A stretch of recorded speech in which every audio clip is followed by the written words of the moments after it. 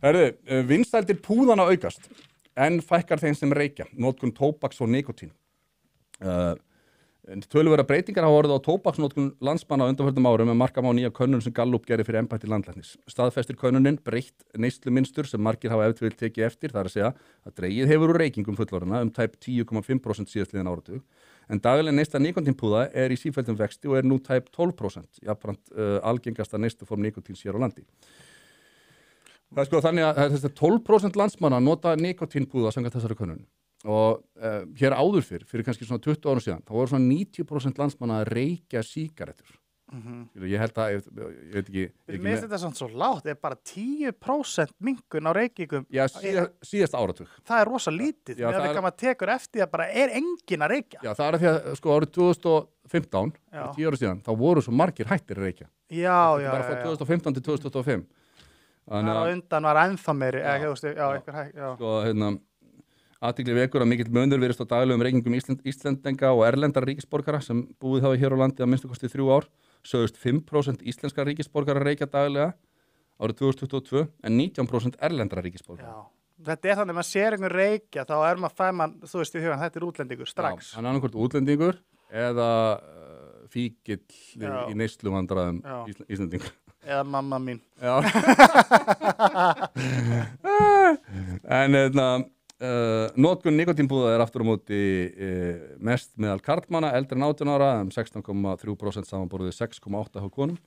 Ég elska þessa nikótínpúða maður. Ég geri það líka og það sem ég ætlaði einmitt að segja sko, því að við tökum að það séu 10% landsmanna sem að noti nikótínpúða og það er sko herferð í gangi gegn þessu og stjórnvöldur að þrengja að þessu og mér skilst að ég séu með í farvatninu sko að banna til dæmis svona bragðefni. Er það ekki búið að því?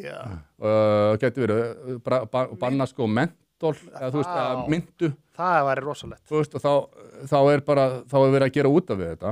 Og en samt er það þannig að nikótínpúðarnir hafa komið ótrúlega mörgum af reykingum. Hjálpaðu mér að þetta er ekki alveg bara hands down 8-99% heiðurinn að því að 100p hérna megin. Sko, það var enda þannig að þetta var í februar, mars 2020 þegar að voru allir nema þú skítrættir við COVID-faraldurinn. Ég viðurkenni það, maður var bara skjálfandi á beinunum sko, horfa á einhver vídeo frá Kína þar sem fólk var að hrynja niður og var að vera að læsa það inn á stigaganginu sínum og enginn mátti koma út og eitthvað og skelfingin var algjör. Og þá hugsaði ég, þá var ég reykjandi ennþá, sígarettur. Og ég hugsaði, fjandinn hafið það, ég ætla ekki að vera með svört lungu þegar ég fæ COVID. Og ég skipti yfir nikótínpúða á millisekundu. Þú veist sem sagt, ég bara tók upp, eða keypti svona nikótínpúða og ég hef ekki tekið smók af sígarettu síðan þá. Ég reyndar líka, einhvern tímann var ég einhverju, hvort ég var að stekkja vin minn eitthvað, voru allir fullir og allir að reykja. Og ekki allir, margir og ég var náttúrulega edrú og hugsaði, ok, ég leiði mér eina sígart. Tók smók og bara, fjandir, viðbjóðslegt. Þá var þetta bara einhvern veginn farið, sko. Mér næst að taka góð tilefni svona vindla. Já.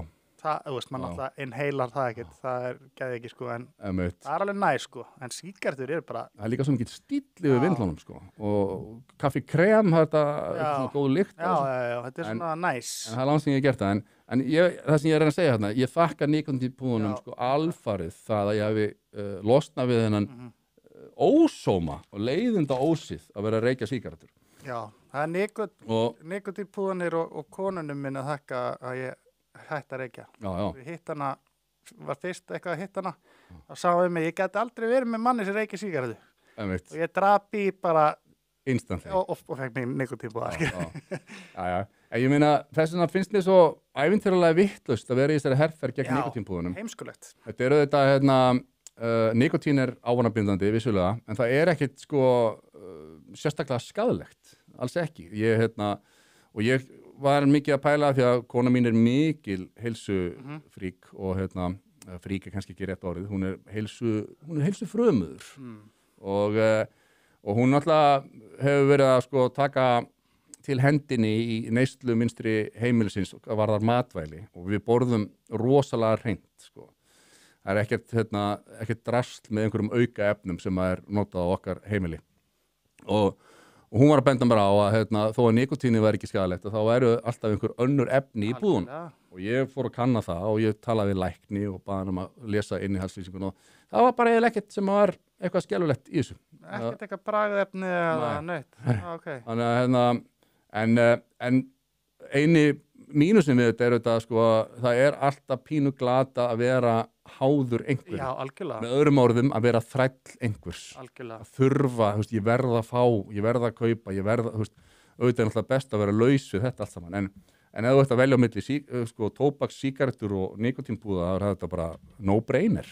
Kæru vinir, takk fyrir að horfa á stuttbrot úr Harmageddon. Við minnum á, það kostar ekkert að brosa og það kostar heldur ekkert að subscribe hérna á YouTube-brásun okkar.